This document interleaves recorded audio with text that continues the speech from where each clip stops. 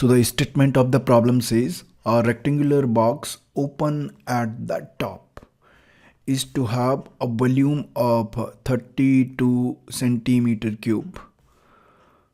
Find the dimensions of the box requiring the least material for its construction. Okay, so let us first make the geometry of this problem. So it's a rectangular box which is open at the top, right? So let us form a rectangular box. So it's a cuboid basically, right? So we have this rectangle, okay, and how to build the rectangular box. Inside this rectangle we form another rectangle and we join the corners, we join the four corners, and this rectangular box, and we are given that it is open at the top, right? So let us shade the rest of the five faces of this box. So it's open at the top, right? So let us say this one is X dimension, this one is Y dimension, and this one is the Z dimension, right?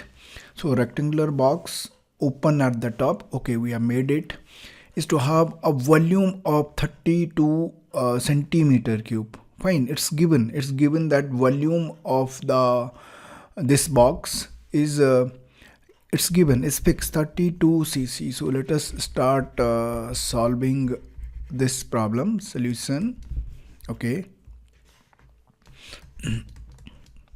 Now let the dimension be X, Y and Z. Actually we have to find the dimensions of the box. So let the dimensions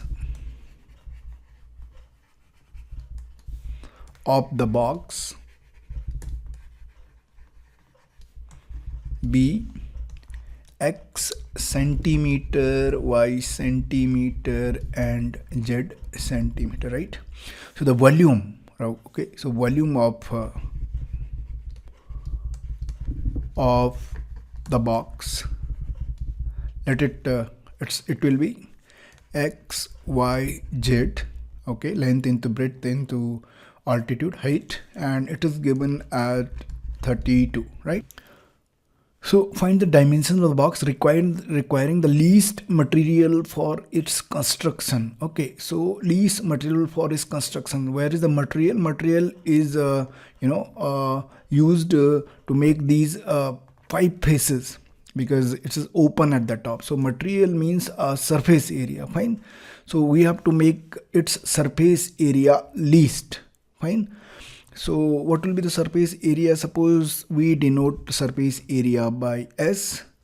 So this is area of the base XY, right? So this is XY is open at the top. So it will be XY top, this bottom only. Then the other sides YZ, then opposite YZ again. So there will be 2YZ plus XZ plus XZ. So 2XZ, fine. And we have to make this surface area least.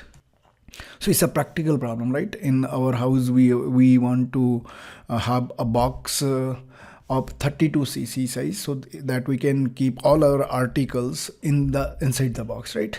But the thing is that we have to construct the box and we want to keep its cost minimum, right? So the cost will come from constructing it, right? And the construction means we have to construct is 5 faces, and the 5 faces means a surface area. So we want to keep the cost least, that is the surface area least, okay, so that it can keep 32 cc of our articles. Fine, so it's a constant problem. We are constrained by the fact that its volume cannot be more than 32 cc. So this one is constraint. XYZ equal to 32. It's the equation of the constraint. Fine, and we have to make least material, right? So least means this will be the function, right? The surface area should be the least, should be the minimum. So our problem becomes we have to find the minimum value of surface area S such that XYZ, the dimension of the box, satisfy this equation XYZ equals to 32.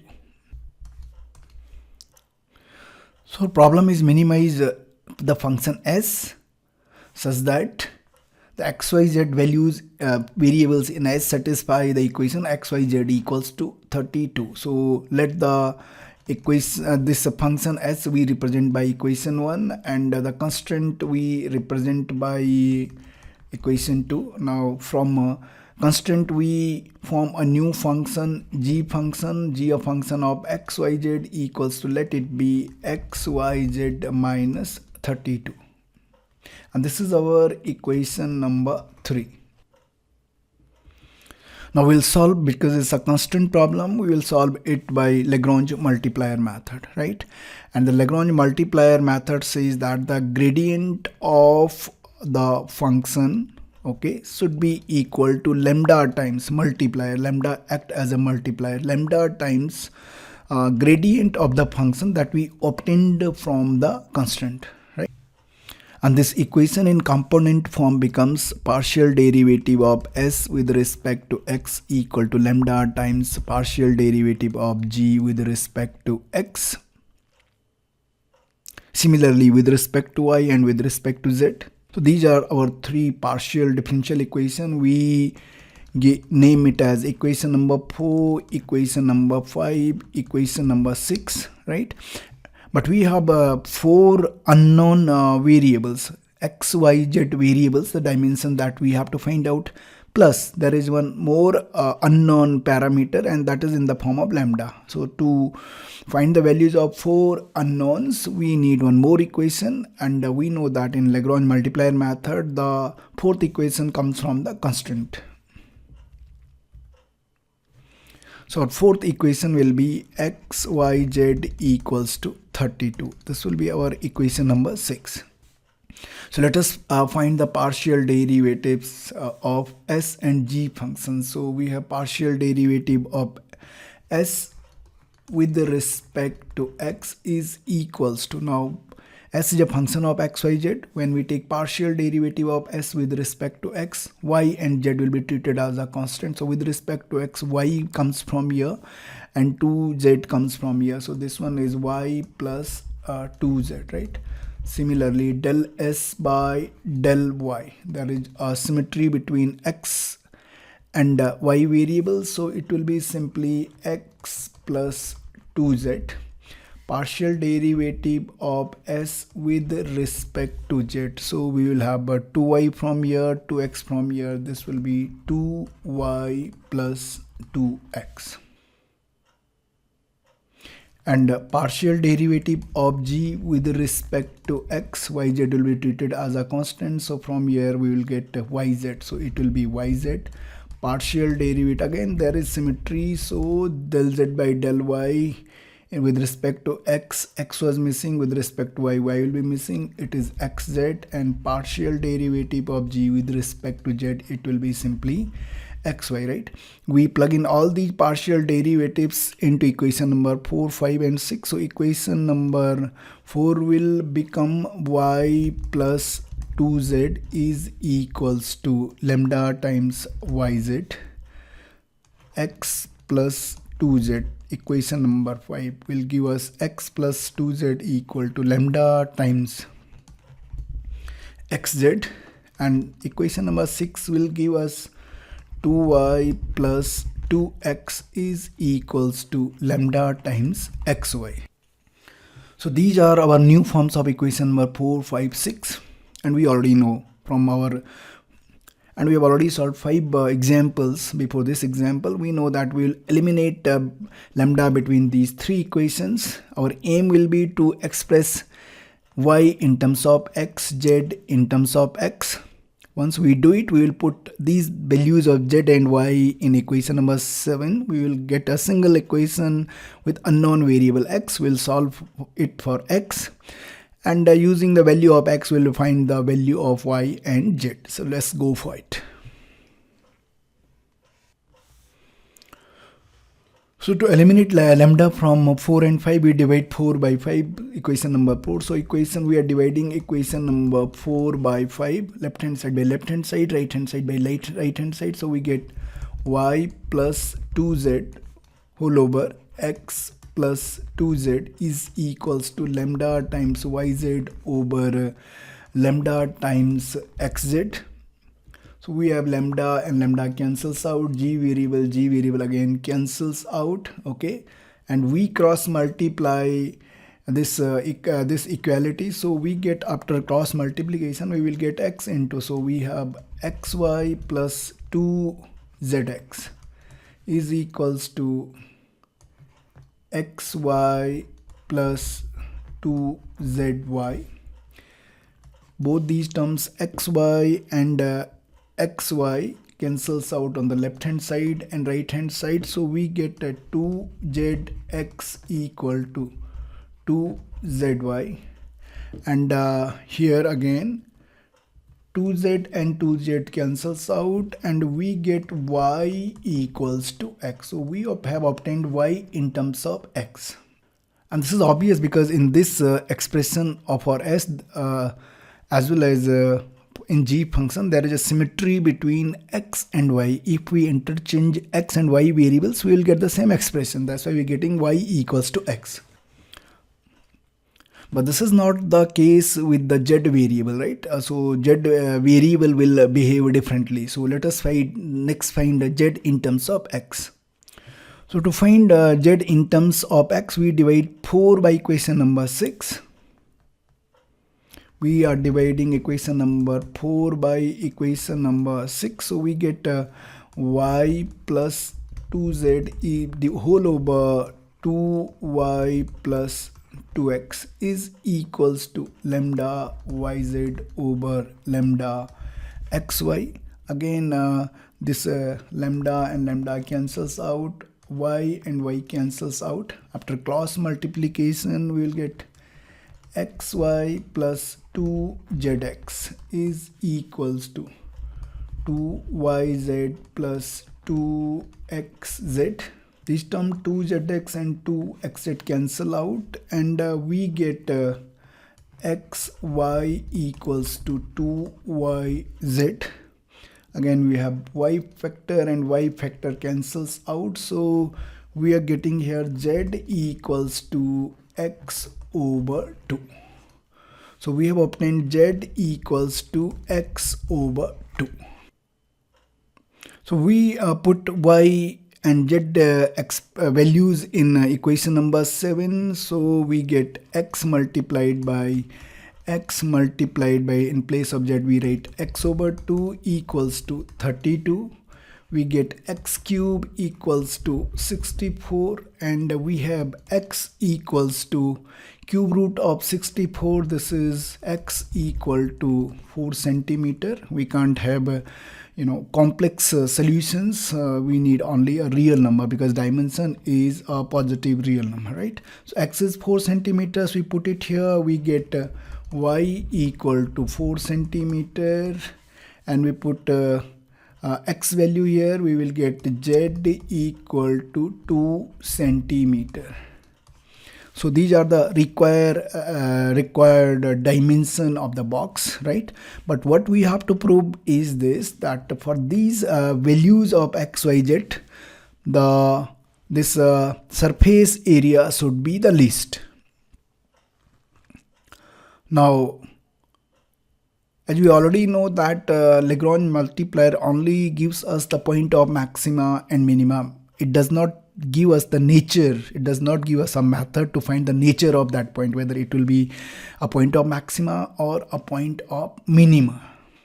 So let us now find the nature of this point x, y, z.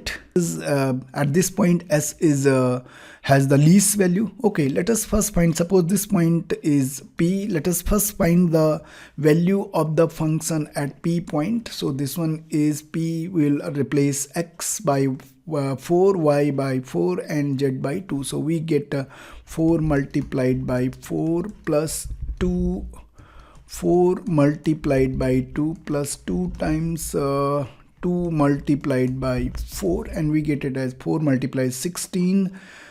4 into 4 again 16, and we have got 4, so 16 plus 16 plus 16, and this is equals to 48.